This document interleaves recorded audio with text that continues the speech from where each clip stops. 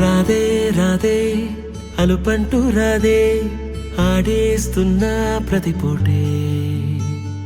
వాడు వీడు అని తేడాలే లేవే ఓ చోటే చేరి ఆడామే అమ్మా నాన్నల్ని ఎంతో విసిగించి మాటే వినదంట వయసే ఇప్పుడే గుర్తొస్తే అన్నీ వదిలేసి